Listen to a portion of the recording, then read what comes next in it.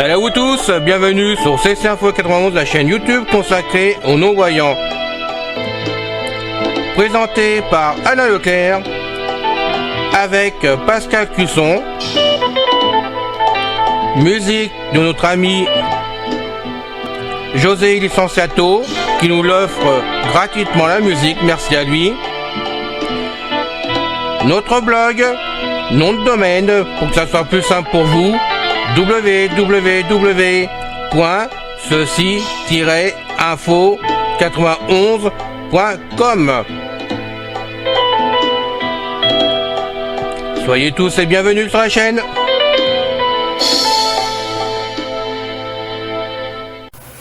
Bien le bonjour, chères auditrices et auditeurs. C'est encore une fois Pascal Cusson derrière le micro de la chaîne YouTube Ceci Info 91 de notre ami Leclerc.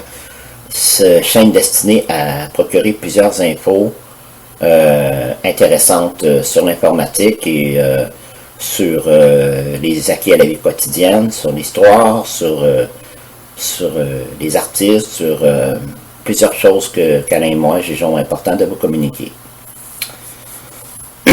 Aujourd'hui, nous allons continuer dans notre série sur l'histoire du monde et nous allons parler plus précisément des Vikings. Nous allons déterminer à savoir si les Vikings sont destructeurs ou bâtisseurs ou les deux à la fois. On commence. Paradoxe et bain de sang. Citation. De la colère des hommes du Nord, ô Dieu, délivre-nous. Fin de la citation.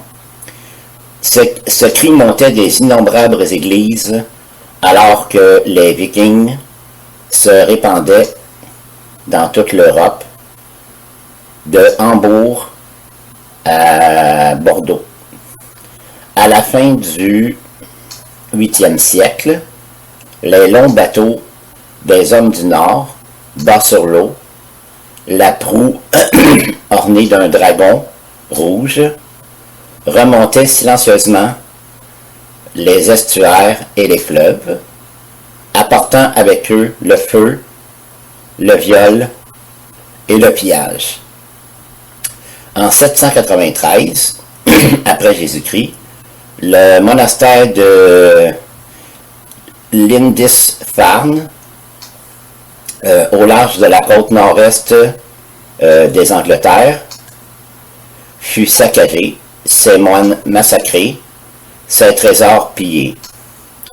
2 ans plus tard, les Vikings avaient atteint la côte irlandaise, près de Dublin. En 799, la côte ouest de la France. Les moines de l'abbaye de Saint-Bertin, près de Rouen, disaient des pirates danois en 741, début de citation, qu'ils portent partout une fureur de rapine, de feu et d'épée. Fin de citation.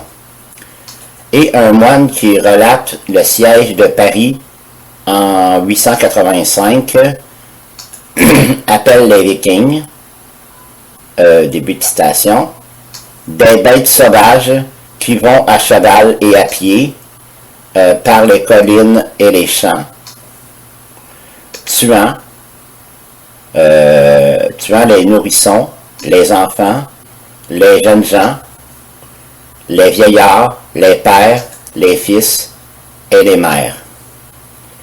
Ils ravagent, ils dépouillent, ils détruisent, ils brûlent. Fin de citation.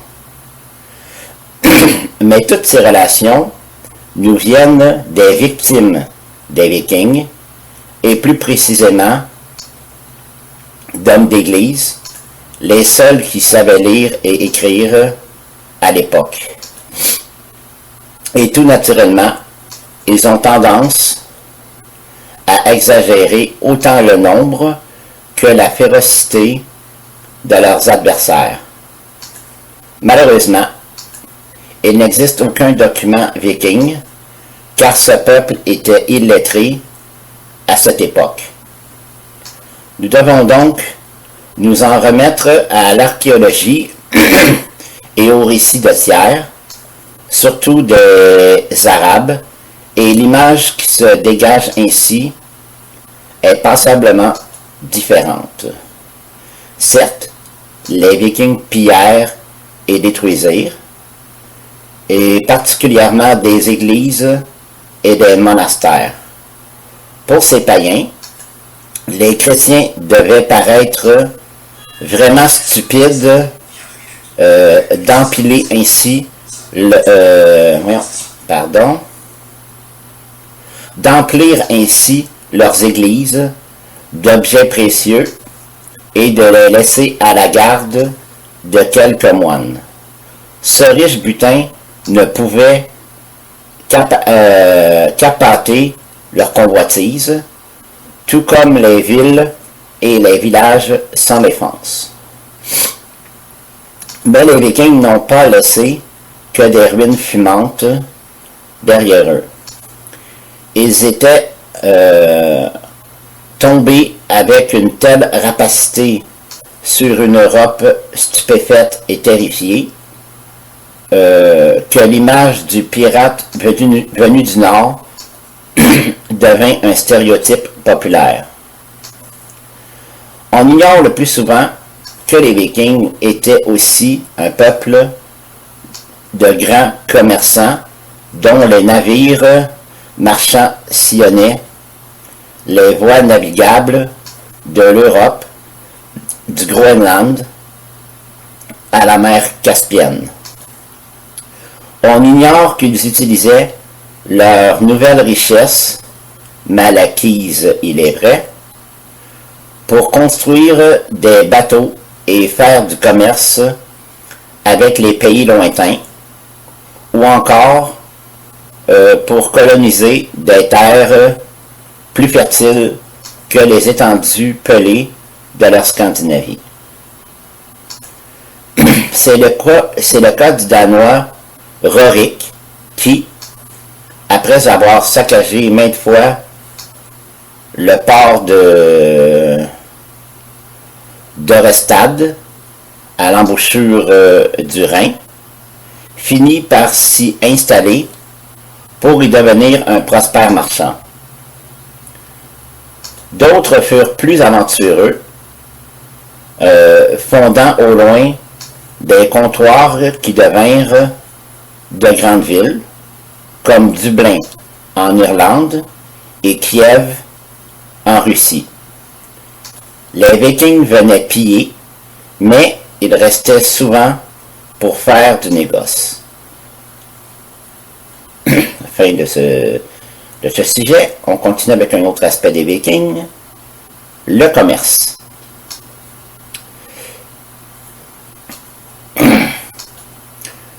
Le commerce scandinave était déjà florissant à l'époque des Romains, quand les marchands échangeaient fourrures, bétail, produits laitiers et ambre de la Baltique contre des articles de luxe.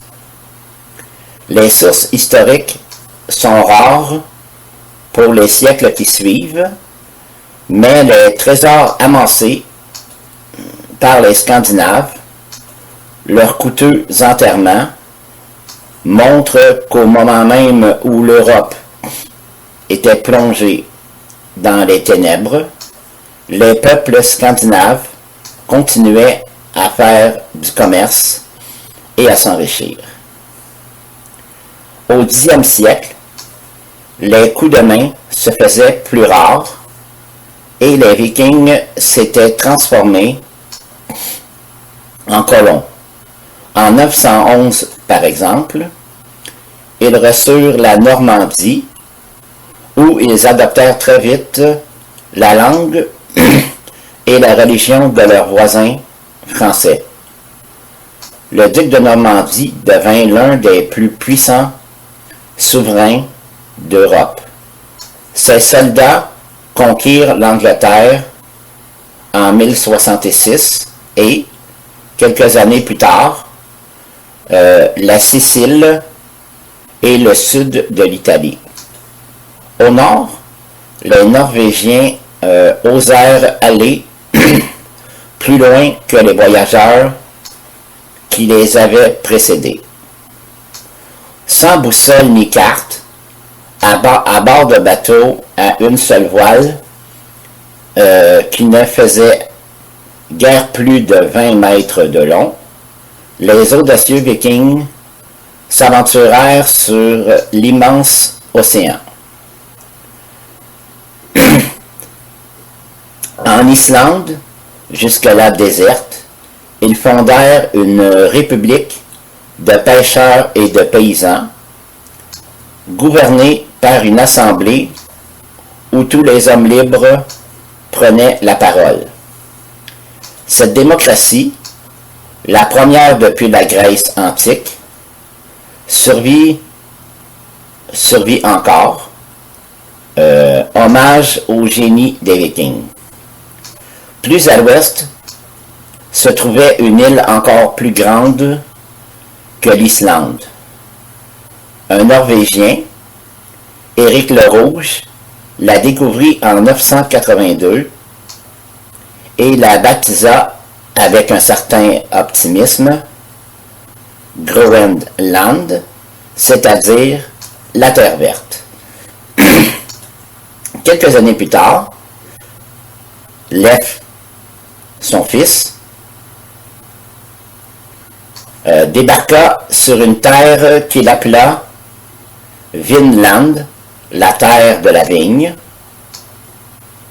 probablement Terre-Neuve au Canada, qu'il tenta vainement de coloniser.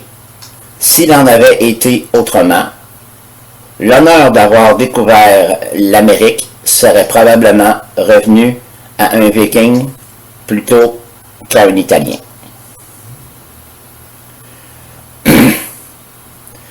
Près de Fidja, dans l'est de la Suède, se trouve une tombe où furent ensevelis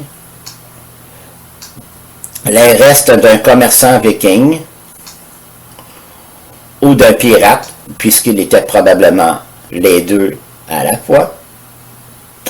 Lorsque les archéologues l'ouvrirent, ils découvrirent, stupéfaits, qu'elle avait été l'étendue véritable du commerce des Vikings. Dans la tombe, il y avait des pièces d'argent de Cordoue, en Espagne, des monnaies d'Égypte, de Syrie, de Bagdad, et même de Tashkent, dans le centre de l'Asie. Fin de cette rubrique. Nous allons continuer par d'où vient le nom de la Russie. En l'an 907, Byzance, aujourd'hui Istanbul, capitale de l'Empire byzantin et le plus grand marché du monde, se mit à trembler à l'approche d'une énorme flotte viking menée par Oleg, le roi suédois de Kiev. À l'abri de ces triples murailles et des chaînes qui barraient les ports, la brillante métropole s'était longtemps crue à l'abri. Pourtant, des ingénieux vikings contournèrent ses défenses.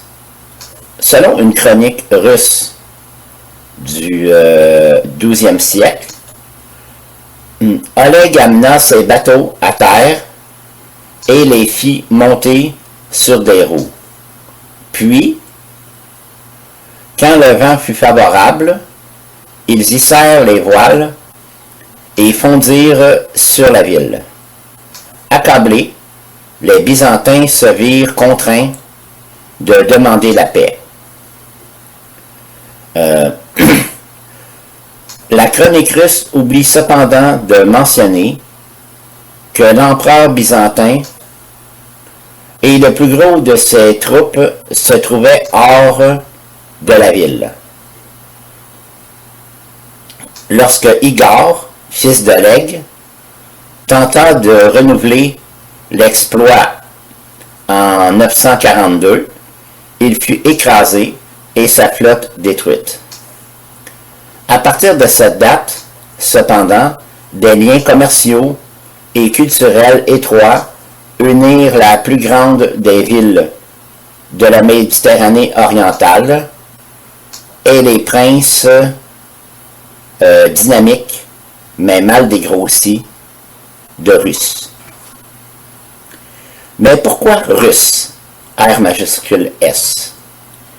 Qui a naturellement donné le mot de Russie? Russe, RUS, est le nom que leurs voisins finnois, c'est-à-dire de Finlande, donnaient aux Vikings de Scandinavie. Toujours selon la chronique russe, les Slaves, au 9e siècle, invitèrent les envahisseurs vikings à régner sur leur territoire en ces termes, début de citation, « Notre terre est riche, mais il n'y a point d'ordre chez nous. Venez régner sur notre peuple. » Fin de citation. Aucun viking bien né n'aurait su résister à une telle invitation. Riorik et ses descendants s'installèrent donc bientôt à Novgorod, à Smolensk et plus important à Kiev, qu'ils déclarèrent mère des villes russes et qui devint la première capitale de cette terre slave, la future Russie. Les mots entre parenthèses russe et ruski et Russie ou Rossija sont sans doute dérivés de russe RUS.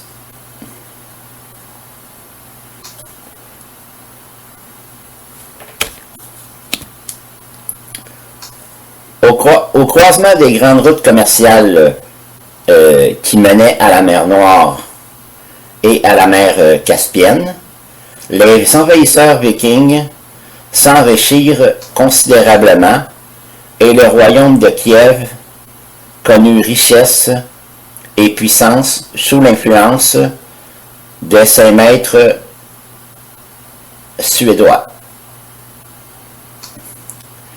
Les guerriers vikings se mêlèrent à la population locale et, au Xe siècle, leur slavinisation était déjà fort avancée. Le grand-duc Vladimir Ier, sous le règne duquel la prospérité du royaume de Kiev fut à son apogée, portait déjà un nom slave. Après son mariage avec Anna, une princesse byzantine, il demande le baptême, faisant ainsi entrer la Russie dans le groupe des pays chrétiens.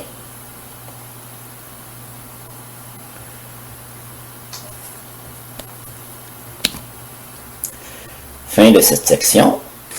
Section suivante qui s'intitule « Dans l'intimité des Vikings ». Début de citation. « Jamais je n'ai vu des gens d'un physique plus parfait.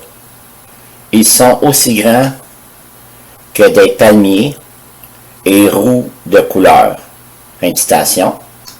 Écrivait Ibn Faldan, ambassadeur arabe du califat de Bagdad, en mission auprès des Russes, c'est-à-dire des Vikings d'Orient, en l'an 922. C'est l'un des rares documents de première main que nous a laissé un observateur civilisé, mais impartial, sur ce qu'étaient les Vikings. S'il fut impressionné par leur physique, il les trouva fort sales. Qu'on en juge. Début de citation. Ce sont les plus répugnantes créatures de Dieu. Ils ne se lavent pas après avoir satisfait leurs besoins naturels. Ils ne savent pas les mains après le repas. Ils sont comme des ânes égarés. 10 ou 20 d'entre eux vivent dans une seule maison. Chaque homme a sa couche où il s'assied et se divertit avec les jolis esclaves qu'il se propose de vendre, ou même fait l'amour devant ses camarades. Parfois, l'affaire tourne en orgie collective. Chaque jour, tout le monde se lave le visage et les mains dans la même eau. Une fille amène à son maître un énorme bol dans lequel il se lave le visage, les mains et les cheveux qu'il peigne au-dessus du bol. Puis il se mouche et crache dans l'eau. Lorsqu'il a fini, la fille passe le même bol au voisin qui fait exactement de même jusqu'à ce que le bol ait fait le tour de la maison. Fin de citation. Rude Lascar, ces Vikings de Russie. Mais ils avaient pourtant leur côté sensible. Ibn Faldan nous décrit la crémation d'un chef viking. Début de citation. On plaçait le cadavre dans un bateau spécial recouvert de brocart. Une vieille femme, appelée l'ange de la mort, présidait les cérémonies. Elle emmenait dans une tente l'esclave qui s'était offerte à mourir avec son maître et la tuait d'un coup de poignard, tandis que dehors, les hommes frappaient leurs boucliers pour étouffer les cris. Enfin, on mettait le feu au bateau, le corps de l'esclave à côté de celui de son maître, pour ce bref voyage vers le Walhalla, qui était le ciel des Vikings. Fin de la citation. 20 ou 30 ans plus tard, un autre voyageur arabe, le géographe Ibn Rustin, fit une peinture un peu plus souriante des Vikings. Début de citation. Ils portent des vêtements, écrit-il. Ils respectent leurs invités et se montrent hospitaliers et amicaux envers les étrangers. Mais si l'un d'eux est provoqué au combat, ils se mettent tous ensemble comme un seul homme jusqu'à remporter la victoire. Fin de citation. Ibn Rustin ne ménageait pas ses critiques, lui non plus. Début de citation. Il y a peu de sécurité parmi eux et beaucoup de fourberie. Un homme n'hésiterait pas à tuer un frère ou un camarade pour le piller. Fin de citation. Les deux voyageurs s'accordent à dire que les Nordiques sont querelleurs par nature et qu'ils extorquent un tribut aux villages slaves voisins. Vigoureux, entreprenants, agressif sans aucun doute. Les Vikings étaient vraiment bien difficiles à vivre. Voilà, chers amis, fin de ce petit fascicule sur l'histoire du monde concernant les Vikings, à savoir s'ils étaient destructeurs ou bâtisseurs, ou les deux. À vous maintenant de faire opinion sur ces rudes hommes du Nord. Bonne continuation et prenez bien soin de vous. Bye bye. Ciao.